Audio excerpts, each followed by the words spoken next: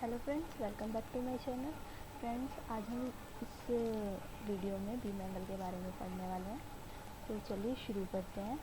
तो इस स्लाइड से आपको कुछ समझ में आ रहा होगा कि बीम एंगल क्या होता है। तो आप देख रहे हैं कि लाइट सोर्स में से एक बीम बाहर निकल रही है और यहाँ पर बीम थोड़ी नैरो है और आगे जैसे जैसे एंगल बढ़ रहा है वैसे वैसे जो बीम है वो वाइड होती जा रही है। तो लाइट सोर्स में से जो बीम बाहर निकल रहा है उसके बीच में जो एंगल है उसे हम बीम एंगल कहते हैं। तो बीम एंगल की एप्लीकेशन क्या है, क्यों हमें नैरो बीम और क्यों 8 डिग्री, क्यों 15 डिग्री और मतलब कि बहुत सारे बीम एंगल्स होते हैं, तो ये क्यों ज़रूरत पड़ती है। तो पहले बात करते हैं फसाड लाइटिंग में। तो फसाड लाइटिंग में बीम एंगल मोस्ट इम्पॉर्टेंट होता है क्योंकि हमें जिस भी चीज़ को हाईलाइट करना होता है, फ्लश करना होता है, ठीक है, तो उसको हमें ये देखना होता है कि वो जो जिस चीज़ को भी हम हाईलाइट कर रहे हैं उसकी विड्थ क्या है, उसकी लेंथ क्या है, उसकी हाइट क्या है, तो उसके अकॉर्डिंग हम वहाँ पर बीम एंगल लगते हैं। क्योंकि अगर हमें कोई भी पिलर है, फॉर एग्जांपल कोई पिलर है और उसकी हाइट बहुत ज़्यादा है, मीन्स मतलब कि 10 मीटर, 14 मीटर, 20 मीटर, 21 मीटर इस तरीके के भी होते हैं भी, तो उनको हमें हाईलाइट करना है। तो आपने देखा होगा कि जो भी हमारी लेज़र आती थी, हम यूज़ करते थे, मोस्टली जनों ने यूज़ की होगी लेज़र लाइट, तो वो काफ़ी दूर तक उसका थ्रो जाता था, वो काफ़ी दूर तक जाती थी और वो बहुत नैरो बीम की होती थी। और वहीं अगर हम टॉर्च देखेंगे तो लेज़र की तरह उसका थ्रो इतनी दूर नहीं जाता था क्योंकि वो थोड़ी वाइड बीम होती थी। तो उससे से आपको डिफरेंस समझ में आ गया वो। अगर हमें काफ़ी हद तक काफ़ी हाइट के पिलर को हाईलाइट करना है तो वहाँ पर हमें नैरो बीम टाइप का फिक्सचर यूज़ करना होगा। लेकिन साथ ही साथ हमें ये देखना होगा कि काफ़ी चौड़ा बीम ना हो और उसमें हम नैरो बीम का सिर्फ एक बीम एंगल का कोई भी अप लाइट या फ्लड लाइट लगा दे और वो सिर्फ एक नैरो बीम की एक लाइट सी जा रही हो, वो नहीं अच्छा फील होगा। तो उसके लिए हमें ये भी देख के चलना होगा कि वो ज़्यादा वाइड ना हो पिलर, तो उसके अकॉर्डिंग हमें सिलेक्शन करना होगा, ठीक है, कि पिलर के अकॉर्डिंग हमें सिलेक्शन करना होगा कि हमें कौन से बीम एंगल यूज़ करना है। तो फ्रेंड्स, मैं थोड़े बहुत आपको एग्जांपल दे सकती हूँ, आई होप आपको उससे समझ आ जाए। फॉर एग्ज़ाम्पल ये मेरी एक पेंटिंग है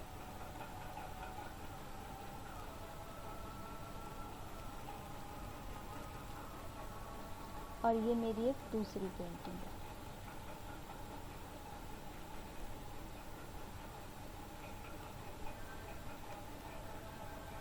ठीक है। यहाँ मैंने एक लाइट सोर्स लगाया है और यहाँ मैंने एक लाइट सोर्स लगाया है। तो यहाँ से अगर मेरी कोई बीम जा रही है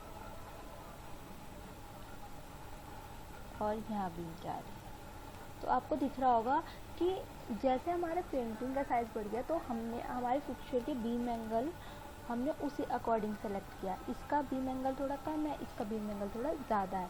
अब ऐसे तो नहीं करेंगे कि हमारी पेंटिंग काफ़ी बड़ी है और हम इसमें नैरो बीम का एक लगा दे रहे हैं और इस तरीके से इसका थ्रो जा रहा है, तो यहाँ पर फिर डार्क रहेगा, पेंटिंग हाईलाइट नहीं हो पाएगी।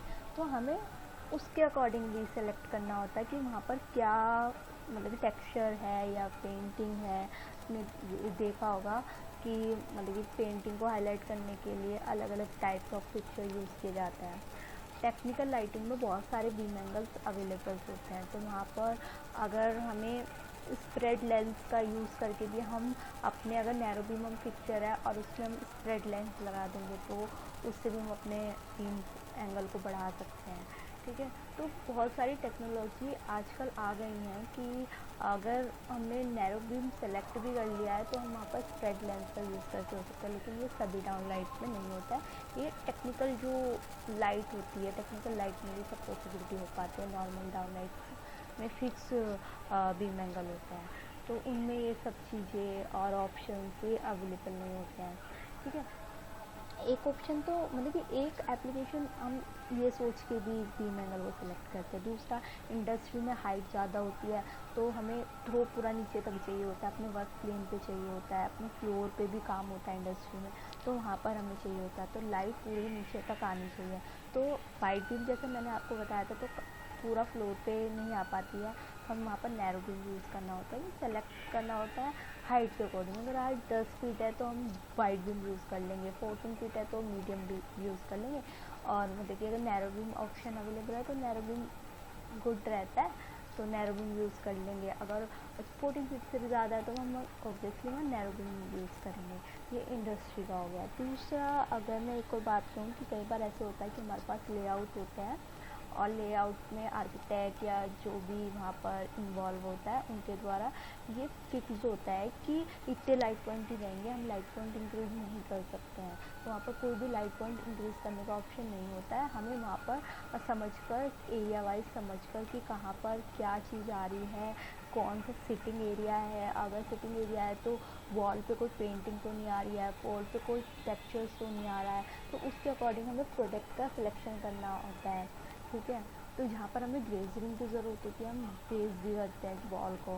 ठीक है, और जहाँ पर कोई पेंटिंग आती है तो वहाँ पर हम इस पिक्चर देते हैं, एडजस्टेबल टाइप ऑफ पिक्चर, या मतलब कि पिक्चर लाइट भी दे सकते हैं। तो वो डिपेंड करता है कि कितने पॉइंट्स अवेलेबल है। अगर हमें खुद से करनी है तो हम ऐसा कोई ऑप्शन देंगे कि सारी सेम लाइट लगे और वहीं पर हमारा एडजस्टेबल लग रहा हो, लेकिन वो सिंपल डाउन लाइट की तरह लगा।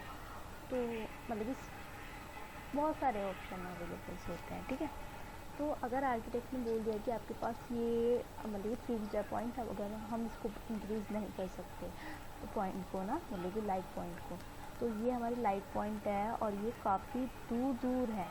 ठीक है, और एरिया काफ़ी बड़ा है, तो हमें पूरे को ऐसा नहीं होगा। अगर मैंने यहाँ पर नैरो बीम यूज़ कर लिया तो एक स्पोर्ट से बने आ जाएंगे, तो वो थोड़े अजीब से लगेंगे, थोड़े क्या बहुत अजीब लगेंगे। ठीक है, तो हम यहाँ पर वाइड बीम लाइट यूज़ करते हैं जिससे कि एरिया हमारा कवर हो जाए और यूनिफॉर्मिटी मेंटेन रहे, कहीं पर भी डार्कनेस ना रहे।